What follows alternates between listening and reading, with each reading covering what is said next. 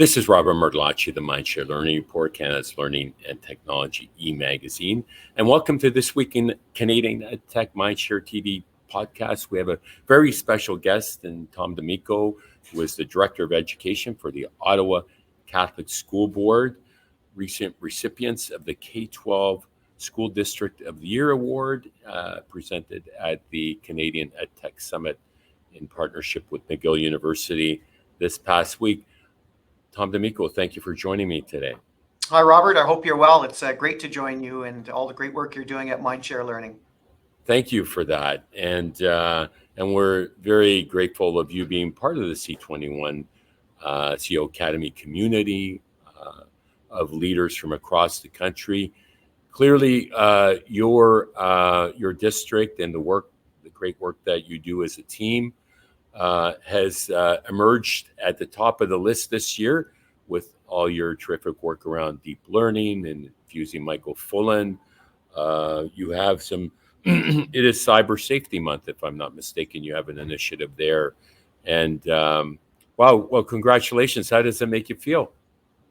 Well, it makes me proud of the work that our team is doing. We know there's still work ahead, but it's great to recognize the hard work of our staff and our students. And certainly we want to be an innovative board. So the recognition helps validate some of the work that we're doing, and we'll continue that journey.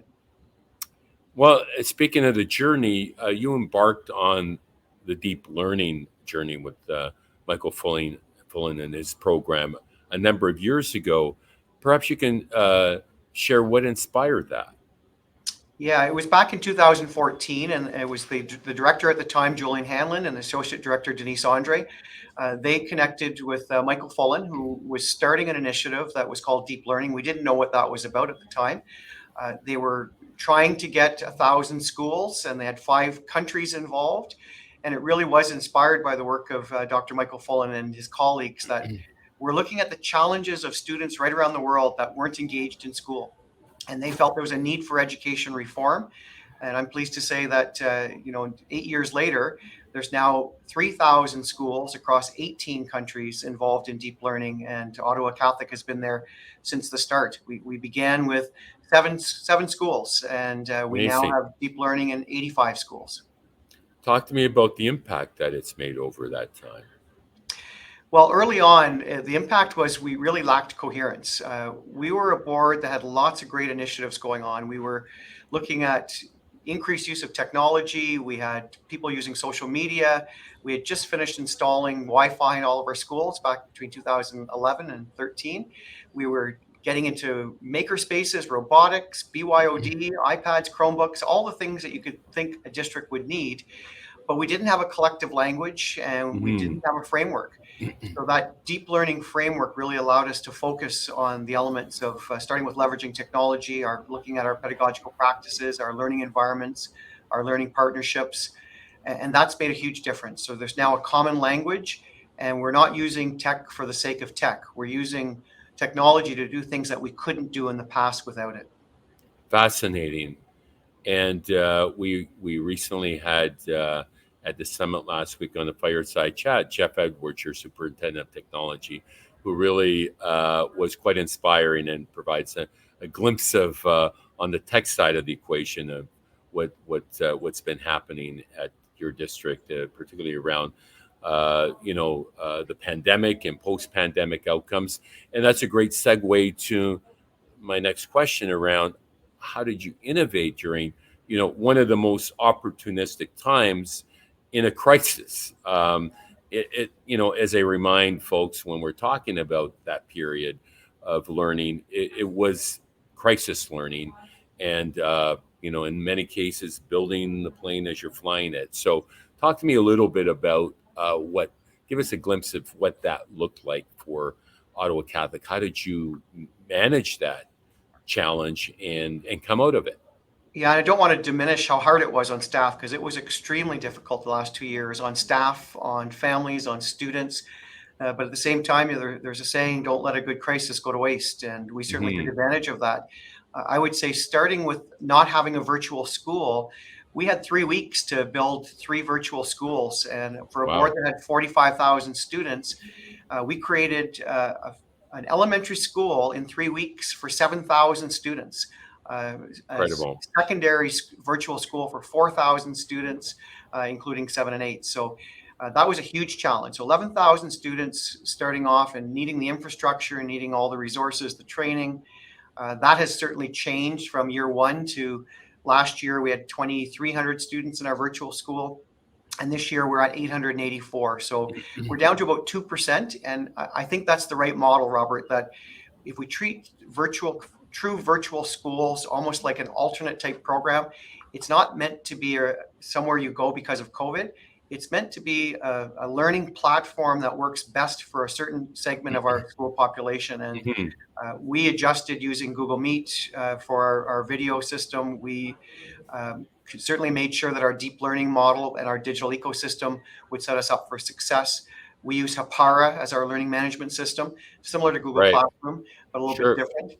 And we taught all of the staff and the students how to use the tools effectively. And we're really proud of what took place and the learning partnerships that have come out of that.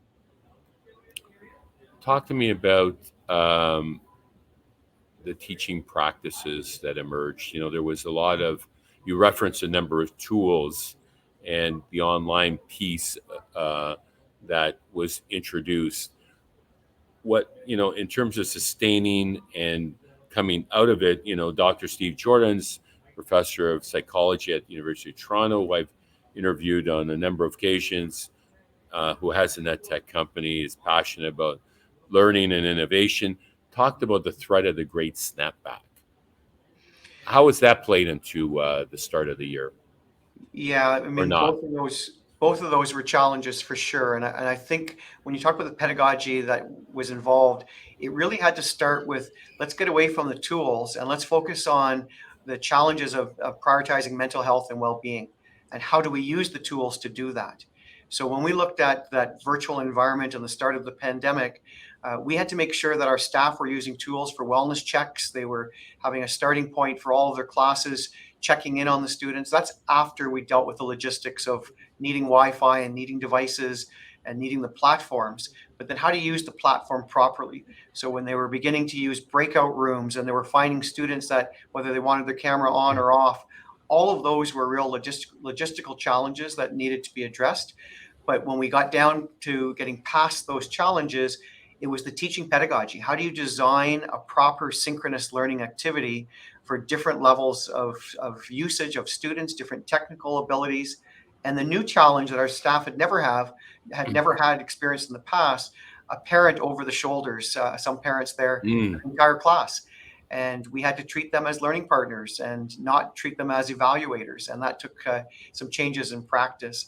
I would say some of those that we've now brought post-pandemic, or we're still in the pandemic, but we're looking at is that whole area of mental health and well-being not being a separate component, but being built into everything that we do in every class. Fascinating. Talk to me about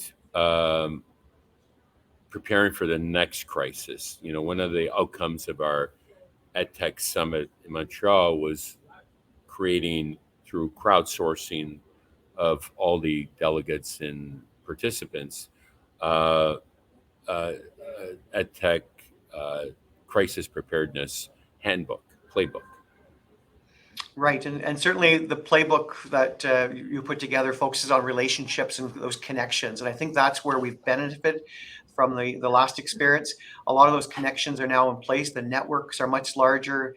People have built capacity. They have more people they can reach out to, whether that's within our own school board, across districts in Ontario, or to other boards right across Canada. So those relationships are so critical. And we see that through C21, where you'll hear a great practice, right, and reach out to the director or IT or LT person, and you can bring that to your district. So a lot of sharing will really make the next crisis that we'll have to face much easier. The skill sets that have been developed will make it a little bit easier. And keeping at the forefront that well-being and mental health of everyone. I think what we've seen that we'll bring into the next situation is academics are no longer the only priority. It needs to be a moral imperative of both well-being and academics. Well, being hockey aficionados and some people may not know you're an actual NHL official wearing another hat on your, not during your day job, your evening work, and me being a disgruntled Leaf fan and hockey player. I'm hopeful that some of your positivity will wear off on us in Toronto. Well, I'm neutral, Robert. I cheer for all teams the same way. So Yes, I hope they all do absolutely. well and we see some good hockey. Oh, I love that, and I hope to be in Ottawa to catch the Leafs playing Ottawa one day and actually beating them. So, with that, I'm grateful for your time. Congratulations on being named the School District of the Year across Canada. Very worthy selection. And how are you going to share this and celebrate with the rest of the team and a very large team? How big is your staff in total? We have close to 5,000 employees, Right. serving 47,000 students. So certainly all of the staff across our system, we will let them know some details of the acknowledgement that they've all received. And we'll just continue to bring them hope to move forward as we move along in this stage of the pandemic, and knowing that their work was recognized, and they'll build on that to meet all the needs of all the students right across our system. Well, thank you for joining me today for your inspiring conversation, Tom DAmico. My pleasure. Thanks, Robert. That was Tom DAmico, Director of Education of the Ottawa Catholic District School Board, K12 School District of the Year, named this year in 2022. And until next time, stay healthy, stay safe, and keep the learning curve steep.